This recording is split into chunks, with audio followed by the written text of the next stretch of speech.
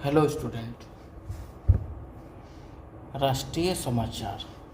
पहला प्रश्न है, हाल ही में प्रधानमंत्री नरेंद्र मोदी ने किस शहर में रेलवे के दाहोद लोकोमोटिव प्लांट का राष्ट्र को समर्पित किया है? ए केरल, बी गुजरात, सी महाराष्ट्र, डी इनमें से कोई नहीं। तो इसका सही उत्तर हो जाएगा बी गुजरात। तो बढ़ते हैं हमारे दूसरे क्वेश्चन की ओर। विकसित कृषि संकल्प अभियान BKSA 2025 का शुभारंभ केंद्रीय कृषि मंत्री शिवराज सिंह चौहान ने किस स्थान पर किया है? ए दिल्ली, बी चेन्नई, सी भुवनेश्वर, केंद्रीय मीठे पानी की जलीय कृषि संस्थान, डी लखनऊ। तो इसका सही उत्तर हो जाएगा सी भुवनेश्वर, केंद्रीय मीठे पानी की जलीय कृषि संस्थान। तो बढ़ते हैं हमारे तीसरे क्वेश्चन की ओर। उल्लास ULLAS कार्यक्रम के तहत किस राज्य को पूर्ण साक्षर घोषित किया गया है? ए केरल, बी हिमाचल प्रदेश, सी गोवा, डी तेलंगाना। तो इसका सही उत्तर हो जाएगा सी गोवा। तो बढ़ते हैं हमारे चौथे प्रश्न की ओर। भारतीय रेलवे द्वारा उत्तर पूर्वी राज्यों की सभी राजधानियों को जोड़ने और क्षेत्रीय अवसंरचना में सुधार की एक बड़ी पहल का हिस्सा कौन सी रेलवे लाइन है? A Agartala Akhaura railway line, B Bairabi Sairang railway line, C Rangiya Murkongselek railway line, D इनमें से कोई नहीं। इसका सही उत्तर हो जाएगा B Bairabi Sairang railway line. तो बढ़ते हैं हमारे पांचवें क्वेश्चन की ओर। हाल ही में भारत की किस शहर में पहली बार फार्मूला 1 रेस आयोजित की गई थी?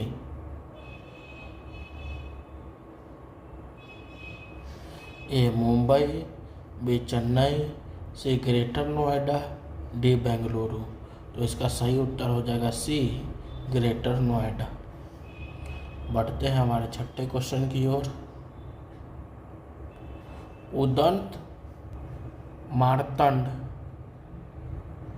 जो भारत का पहला हिंदी अखबार था का प्रकाशन किस तारीख को शुरू हुआ था? ए 25 मई 1826, बी 30 मई 1826, सी 15 अगस्त 1826, डी 2 अक्टूबर 1826। तो इसका सही उत्तर हो जाएगा बी 30 मई 1826। तो बढ़ते हैं हमारे सातवें क्वेश्चन की ओर। 100% विद्युतीकृत रेल नेटवर्क वाला राज्य कौन सा बन गया है? ए गुजरात, बी उत्तर प्रदेश, सी हरियाणा, डी उत्तराखंड। तो इसका सही उत्तर हो जाएगा ए गुजरात। तो बढ़ते हैं हमारे आठवें क्वेश्चन की ओर। हाल ही में किस राज्य ने PM सूर्य घर मुफ्त बिजली योजना के तहत अपनी पूरी बिजली मांग को सौर ऊर्जा से पूरा करने वाला पहला जिला बन गया है? ए लेह, बी कुर्नूल, सी जैसलमेर, डी दीव। तो इसका सही उत्तर हो जाएगा डी। बढ़ते हैं हमारे 9वें क्वेश्चन की ओर।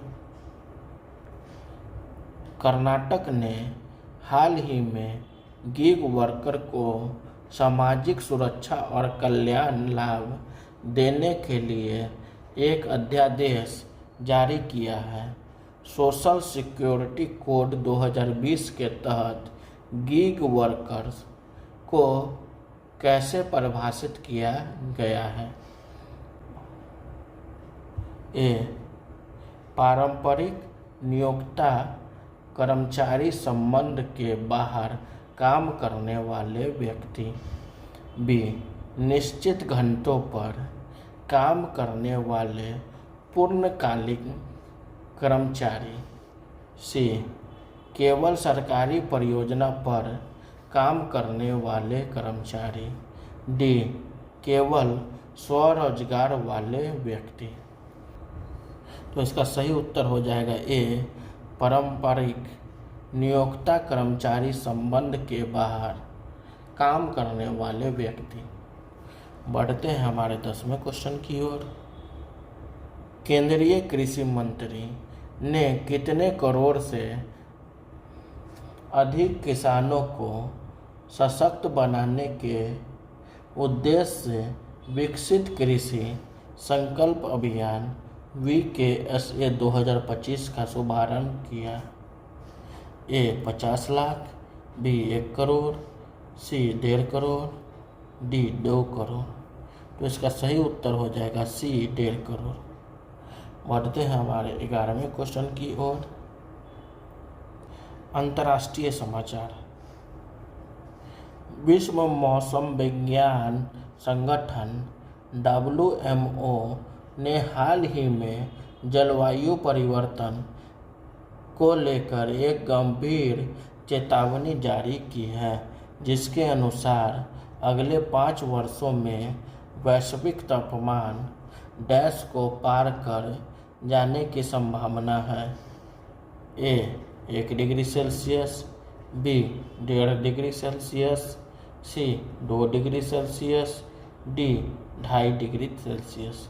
तो इसका सही उत्तर हो जाएगा बी. 1.5 degree Celsius. बढ़ते हैं हमारे 12वें प्रश्न की ओर। हाल ही में किस प्राकृतिक आपदा के कारण फ्लोरिडा में जलीय स्तनपायी मैनटीज के फंसे होने की रिपोर्ट आई है? A. Tsunami. B. Hurricane Helen. C. भूकंप। डी. बाढ़। तो इसका सही उत्तर हो जाएगा बी. Hurricane Helen. बढ़ते हैं हमारे 13वें प्रश्न की ओर। फाइजर ने अपनी सिकल सेल डिजीज थेरेपी ऑक्सब्राइटा को वैश्विक बाजारों से वापस लेने की घोषणा की है, क्योंकि नए क्लिनिकल डेटा इसे घातक घटनाओं से जोड़ते हैं। सिकल सेल डिजीज किस प्रकार का विकार है? ए. श्वसन विकार। बी. विरासत में मिला रक्त विकार। सी. मस्तिष्क विकार। डी. खान पान विकार। तो इसका सही उत्तर हो जाएगा बी. विरासत में मिला रक्त विकार। तो बढ़ते हैं हमारे 14वें क्वेश्चन की ओर।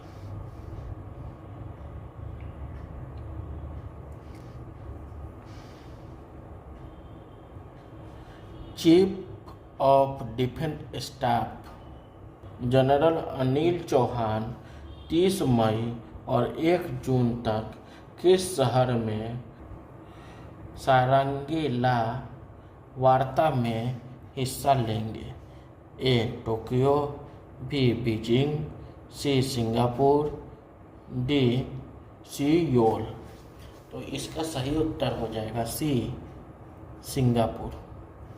तो बढ़ते हैं हमारे 15वें क्वेश्चन की ओर।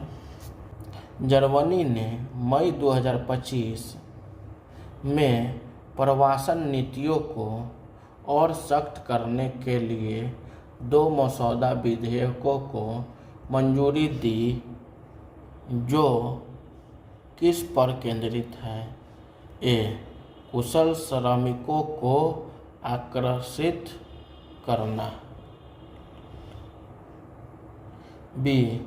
अवैध प्रवास को नियंत्रित करना, सी. शरणार्थियों का पुनर्वास, डी. पर्यटक वीजा में छूट। तो इसका सही उत्तर हो जाएगा बी. अवैध प्रवास को नियंत्रित करना। खेल समाचार प्रश्न, आईपीएल 2025 में 300 छक्के लगाने वाले पहले भारतीय बल्लेबाज कौन बने हैं? ए. विराट कोहली, बी. महेंद्र सिंह धोनी, सी. रोहित शर्मा, डी. शिखर धवन। तो इसका सही उत्तर हो जाएगा सी. रोहित शर्मा।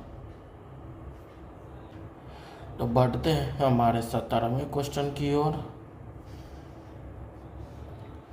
सेरेना विलियम्स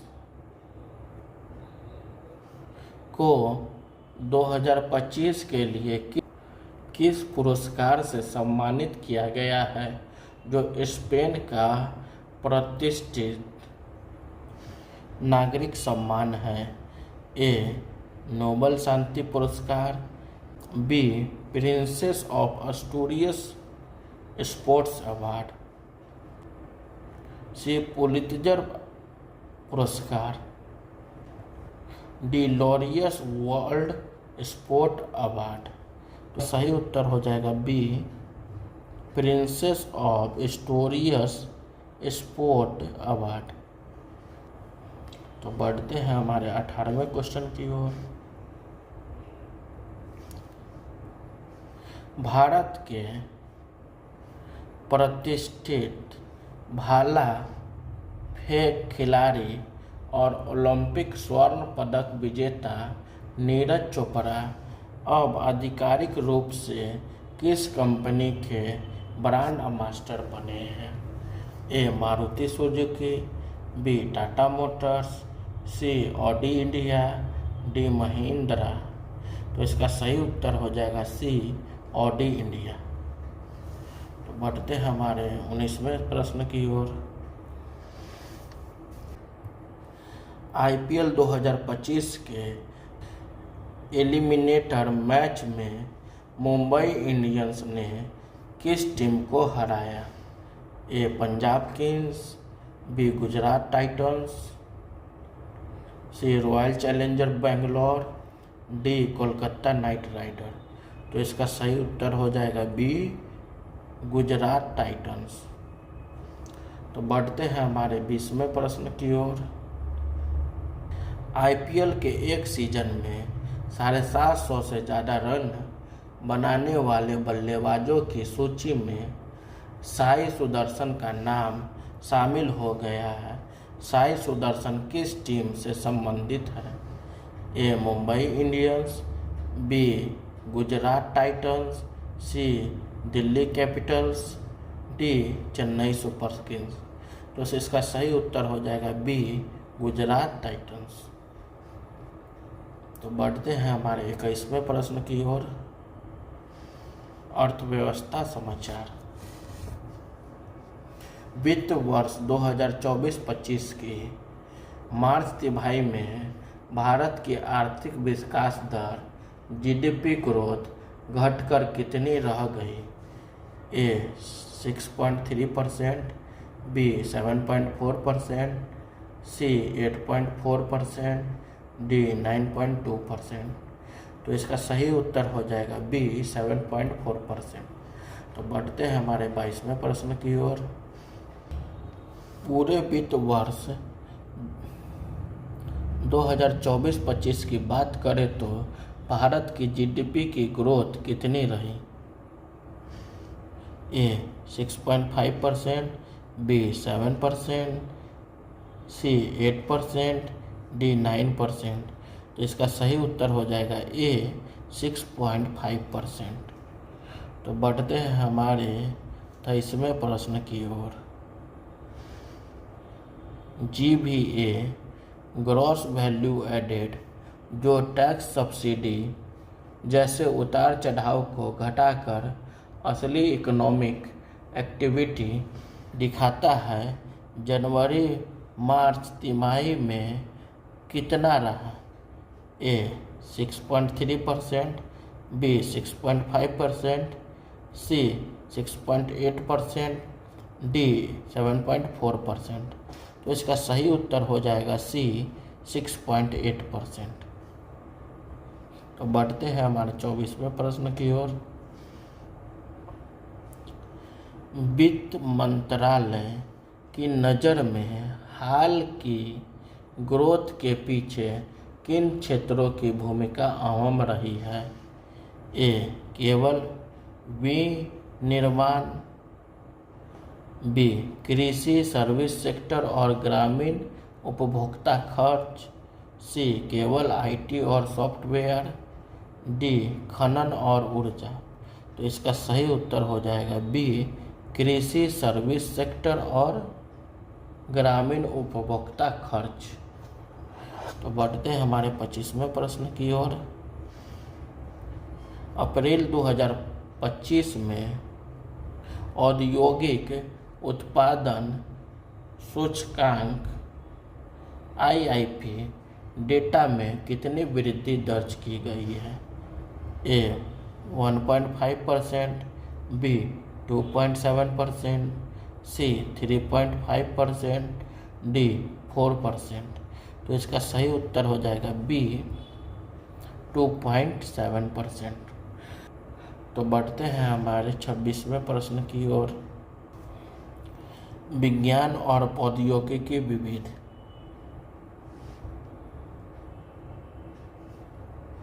हाल ही में DRDO ने क्वांटम प्रौद्योगिकी अनुसंधान केंद्र का उद्घाटन कहाँ किया है? ए बेंगलुरु, बी हैदराबाद, सी दिल्ली, डी पुणे। तो इसका सही उत्तर हो जाएगा सी दिल्ली। बढ़ते हैं हमारे 27वें प्रश्न की ओर। केंद्रीय मंत्री डॉक्टर जितेंद्र सिंह ने किस उद्देश्य के लिए बैटरी आधार का अनावरण किया है? ए इलेक्ट्रिक वाहनों को चार्ज करना, बी बैटरी निर्माण में आत्मनिर्भरता, सी बैटरी की ट्रैकिंग और निपटान, डी बैटरी आयात को बढ़ावा देना। तो इसका सही उत्तर हो जाएगा सी बैटरी की ट्रैकिंग और निपटान। तो बढ़ते हैं हमारे 28वें प्रश्न की ओर।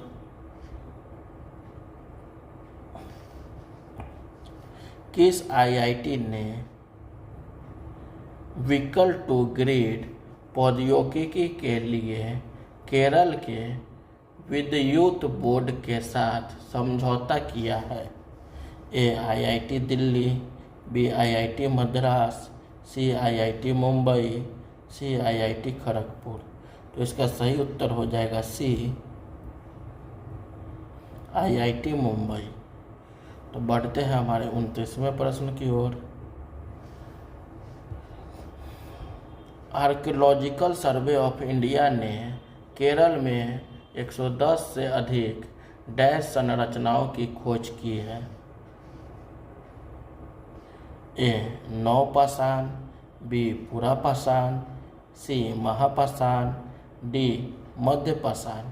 तो इसका सही उत्तर हो जाएगा सी महापाषाण। तो बढ़ते हैं हमारे 30वें प्रश्न की ओर। विश्व तंबाकू निषेध दिवस हर साल किस तारीख को मनाया जाता है?